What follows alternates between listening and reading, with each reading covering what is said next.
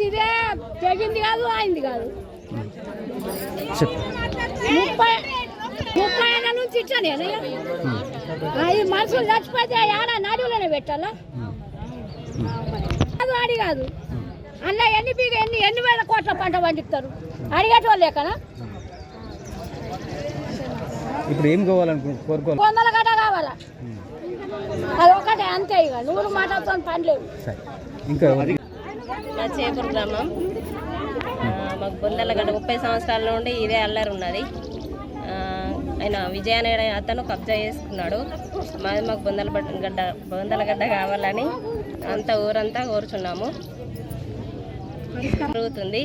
అందుకే మాకు ఏదైనా ఒక సమస్య ఈరోజు తీరిపోవాలని అందరం వచ్చేసినాం. ఇక్కడికి వచ్చేసినాం ఇంటికి ఇద్దరం.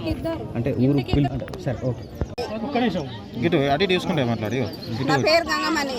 మా చేపూరు గ్రామము. మేము అటు మండలికి పోతున్నాము, జిల్లాకు పోతున్నాము. ఎటు పోయినా పనులు అయితే 30 ఏళ్ళ నుంచి ఇదే వాదన జరుగుతున్నది. విజయ్కి మాకు ఊరి మీద మొత్తం ఇంటికి ఇద్దరం ఉన్నాం సార్.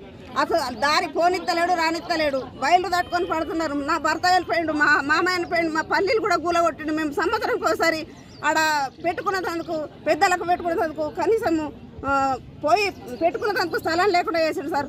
ఇది మాకు కావాలని మేము కోరుతున్నాం సార్. ఎట్లన్నా వేసి మాకు ఇప్పియాలని కోరుతున్నాం. మా బొందలగడ్డ మాకు కావాలా 30 ఏళ్ళ నుంచి అని పోరాడుతున్నాం సార్. ఖచ్చితంగా కావాలా సార్. అతను ఒక్కడే ఈయన వాదిస్తున్నాడు మాది అని కబ్జా చేసుకున్నాడు సార్.